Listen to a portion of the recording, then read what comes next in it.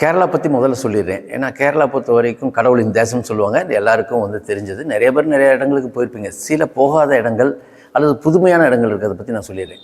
இப்போ கேரளாவில் பொறுத்த வரைக்கும் மூணாறு உங்களுக்கு நல்லாவே தெரியும். மூணாறு பொறுத்த வரைக்கும் ஈஸியாக போகக்கூடிய அக்சஸ் ஆகக்கூடிய இடம் அது உடுமலைப்பேட்டை வழியாக நீங்கள் மேலே ஏறி மூணாறுக்கு போயிடலாம்.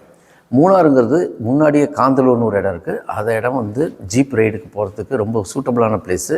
ஹாஃப் ரோடு போகலாம், தங்குறதுக்கும் அது சூட்டபுளான இடம் தான். அதுபோல் மூணாறு ரொம்ப அற்புதமான இடம். நல்ல தேயிலை தோட்டங்கள் இருக்கக்கூடிய இடம் நீட்டாக நீங்கள் பார்த்துட்டு தங்கி அந்த கிளைமேட்டை என்ஜாய் பண்ணுறதுக்கு சரியான பீரியட்னு எடுத்துக்கிட்டிங்கனாக்கா நவம்பர், டிசம்பர், ஜனவரி. ஸோ இதெல்லாம் ரொம்ப நல்லாயிருக்கும். அந்த பீரியடில் போனீங்கன்னா மேகக்கூட்டங்கள் உங்களுக்கு நல்லா அழகாக இருக்கும். அதை போய் பார்த்து ரசிக்கலாம். ஸோ மூணாறு காந்தலூருங்கிறது ஒரு காம்பினேஷன். ஸோ அடுத்ததாக எடுத்துக்கிட்டிங்கனாக்கா மூணாறு கொச்சின் அப்படிங்கிறது ஒரு காம்பினேஷன். மூணாறு போயிட்டாக்கா நிறைய பேர் என்ன பண்ணுவாங்க, திரும்ப மூணாறுலேருந்து திரும்ப வந்துடலாம்னு சொல்லுவாங்க. ஆனால் மூணாறுலேருந்து அந்த பக்கம் ஒரு 126 கிலோமீட்டர் போனீங்கன்னாக்கா கொச்சின் போயிடலாம். கொச்சின் போயிட்டு மறுபடியும் பாலக்காடு வழியாக, கோயம்புத்தூர் வழியாக மறுபடியும் திரும்ப வந்துடலாம். ஸோ இந்த மாதிரி ஒரு ரூட் இருக்குது. ஸோ இது யாராவது விருப்பப்பட்டீங்க அப்படின்னாக்கா மூணாறு கொச்சின் அப்படிங்கிறதையும் டூராக போட்டுக்கலாம். மூணாறு எப்படி இயற்கை எழில் கொஞ்சக்கூடிய இடமோ அதே மாதிரி கடல் சார்ந்த இடம்னு சொல்ல போனால் கொச்சின் தான். ஸோ கொச்சினில் நீங்கள் ஹார்பரில் போட்டிங் போகலாம். ஸோ அது ரொம்ப முக்கியமாக பார்க்க வேண்டிய இடம். அடுத்ததாக இருக்கிற காம்பினேஷன் கொச்சின், ஆலப்புழா. கொச்சினில் நீங்கள் பார்க்க வேண்டிய இடங்களில் ஹார்பர் பார்க்கலாம், லூலு மால் பார்க்கலாம். உங்களுக்கான இந்த தீம் பார்க் போகணும்னு நினச்சிங்கனாக்கா ஒண்டர்லா போகலாம். ஸோ இது நீங்கள் பார்க்க வேண்டிய இடங்கள்.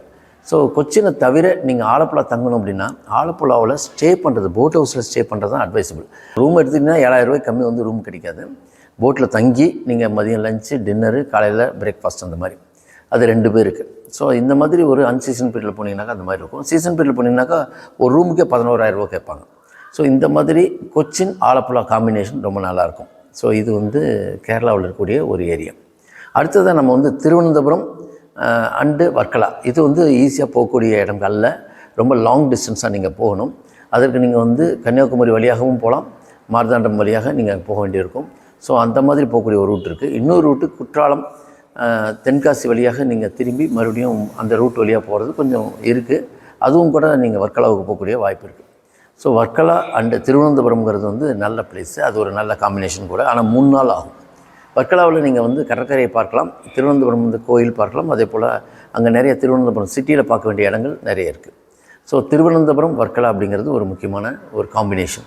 ஸோ நான் சொன்னதெல்லாம் பார்த்திங்கனாக்கா ஒரு கேரளாவை அடிப்படையாக வச்சு சொன்னது. ஸோ அடுத்த வீடியோவில் நம்ம கர்நாடகாவை பற்றி பார்க்கலாம். நன்றி.